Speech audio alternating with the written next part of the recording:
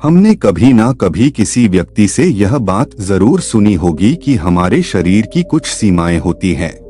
और ये बात सही भी है, पर आपने कभी यह नहीं सुना होगा कि हम अपने मन से उन सीमाओं के पार भी जा सकते हैं।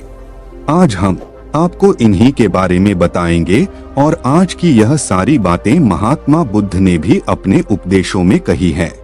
जैसा कि हमने आपको पहले कहा कि इंसान अपने मन की मदद से अपने शरीर की सीमाओं को पार कर सकता है, पर यह इतना आसान भी नहीं है। महात्मा बुद्ध कहते हैं, मन को काबू करने से आसान तो हवा को काबू करना है।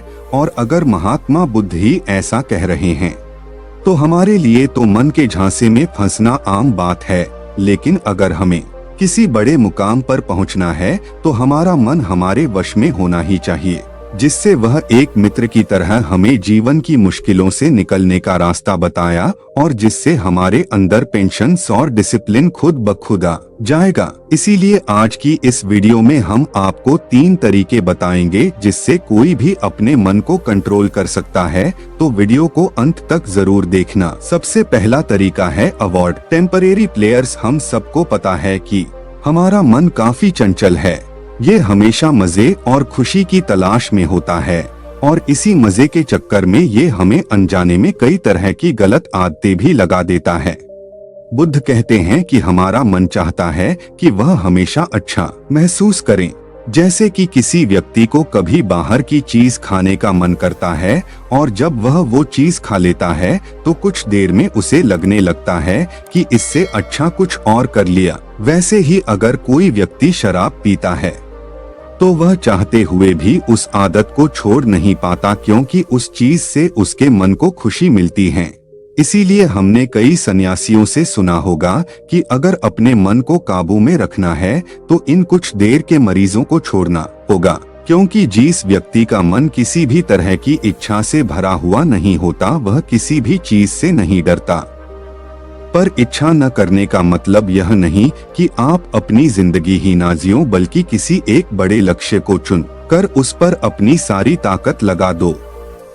खुशी के लिए गलत चीज छोड़ दो। और दूसरा है कंट्रोल योर 5 सेंसेस। गीता में भी कहा है, अगर आप चाहते हो कि आपका मन आपकी हर बात माने तो पहले अपनी 5 सेंसेस को काबू करो।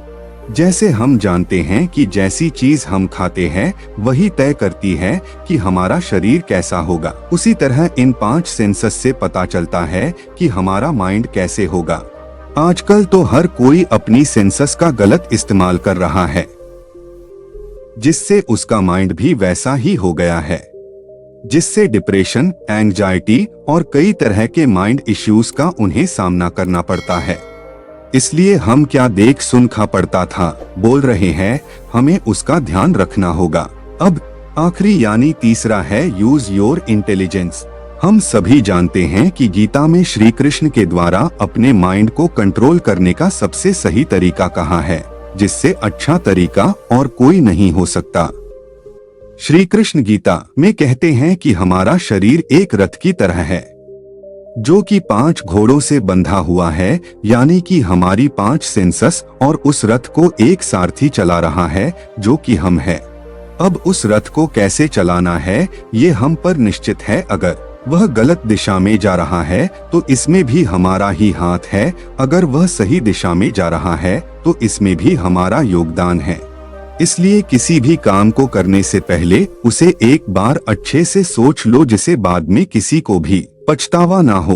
अगर इस वीडियो से थोड़ा सा कुछ सीखने को मिला है, वीडियो को लाइक जरूर करना और आरकेएस कहानी चैनल को सब्सक्राइब जरूर कर देना। धन्यवाद। नमो बुद्धाय।